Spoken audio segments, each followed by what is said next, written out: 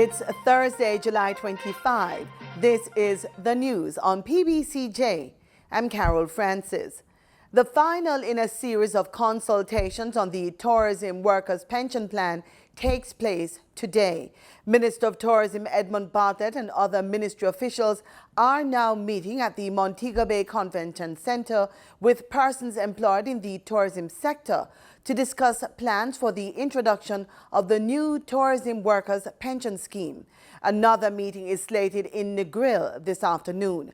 The implementation of the pension scheme forms part of ongoing efforts to enhance the well-being of tourism workers. The Tourism Workers' Pension Scheme is in keeping with the government's focus on creating a social security network within the sector. It is a defined contributory plan supported by legislation. It requires mandatory contributions by workers and employers. It will cover all workers aged 18 to 59 years in the tourism sector, whether permanent, contract, or self-employed. Benefits will be payable at age 65 years or older. The Ministry of Tourism is providing $1 billion to seed the fund so that immediate benefits can accrue to qualified pensioners who have met the vested period of 5 years. And pension plans are now permitted to invest in a wider range of assets. This follows amendments to pension investment regulations. During Tuesday's sitting of Parliament, Minister of Finance and the Public Service, Dr. Nigel Clark, moved amendments to the Pensions Superannuation Funds and Retirement Schemes Investment Amendment Regulations. Upon passage in the Senate, pension plans will be permitted, among other things, to invest in private equity and venture capital for the first time. According to Minister Clark, the amendments will provide higher return investment opportunities for pension funds, as well as options for financing outside of the banking sector. The Pension Superannuation Funds and Retirement Schemes Investment Amendment Regulations 2019, which are to be approved in the Senate at the next opportune sitting, can be found on the Houses of Parliament website. Cabinet has awarded a $1.2 billion contract to Astrom Building Systems Limited for the construction of 110 two-bedroom single-story duplex units under Phase 4 of the Twickenham Park Housing Development Project in St. Catherine. Astrom will construct 110 two-bedroom single-story duplex units over a 16-month period. This is consistent with our drive to build out homes that are appropriate for the people of Jamaica. The company will also undertake supporting civil infrastructure works to include roadways, stormwater, drainage systems, potable water distribution systems, sewage network, emergency procurement, and other important aspects of the development. There is good news for motorists and other fuel users. 87 and 90 octane gasoline will be sold for $131.98 and $134.82 per liter respectively, down by $3 each. Automotive diesel fuel will be sold for $133.82 per liter, following a decrease of $1.83. Ultra-low sulfur diesel is down by $1.56 and will be sold for $137.92 per liter. Meanwhile, kerosene decreased in price by $2.29 and will be sold for $113.12 per liter. Marketing companies and retailers will add their respective markup. Over $80 million has been allocated for the Emancipation Independence celebrations this year. Marlon Samuels reports. Jamaica's 50th anniversary of independence is to be celebrated under the theme, One Nation, One People. The theme draws on our national motto and speaks to the great strides that we have made as a nation, with people from diverse roots working together to create the Jamaica that we have today. A slew of activities have been planned for the Emancipation Independence season. Emancipation vigils will be held across the country. The Emancipation Jubilee will be held at the Civil Heritage Park in St. Ann. As is customary, we will gather and pay tribute to the ancestors, to those who were enslaved and those who paved the way for us. And it is a very symbolic but extremely important occasion when we will have floral tributes to 3 enslaved Africans whose remains were found at the back of the Great House that we removed and put to the front of the Great House. And in fact, another enslaved individual, the remains of another enslaved individual was their origin was tracked to Ghana, and the remains were sent back to Ghana, and they also observe July 31 simultaneously as we observe the occasion here. Special guest for the Grand Gala to be held on August 6 is the President of Kenya, Uhuru Kenyatta. He will be in the island for a state visit. This year, we will also, at the gala, honor 2 of our celebrated entertainers.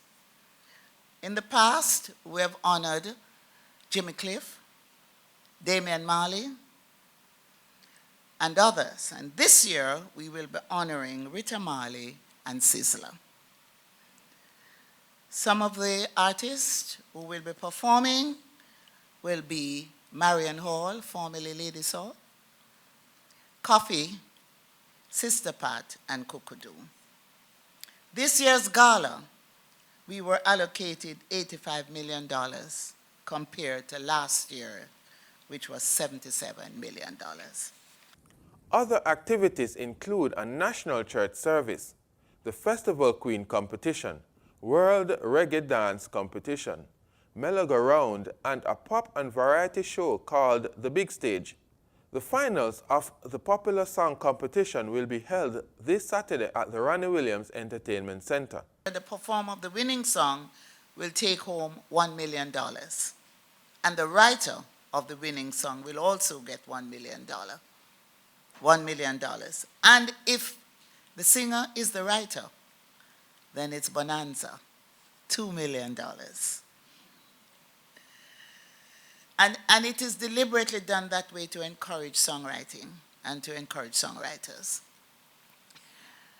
This year we will have 2nd and 3rd place, as well as sectional prizes, including Best Vocalist, Best Performer, and Best on Social Media. $100,000 will be given to each contestant. Reporting for the news on PBCJ, I am Marlon Samuels. In regional news, in Trinidad and Tobago, the body of one of 7 fishermen who went missing after pirates attacked has been recovered. One man who made it to shore says the group was attacked by gunmen who threw them overboard and stole their boats. The boats and engines have since been found. 4 men were taken into custody. Senior Superintendent Wayne Meister confirmed reports that the body of one of them was found.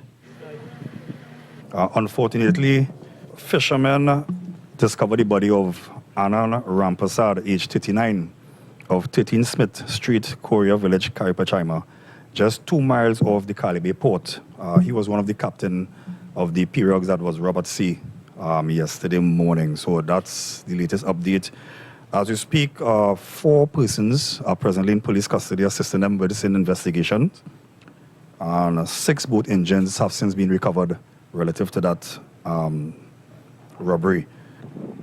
By Tuesday night, 5 men were reported safe after being picked up by fishing vessels which had joined the search. The fate of the 6 still at sea is still unknown.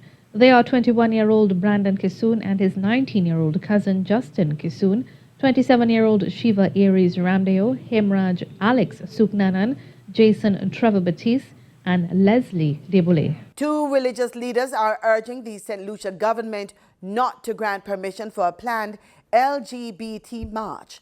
More in this Choice News report.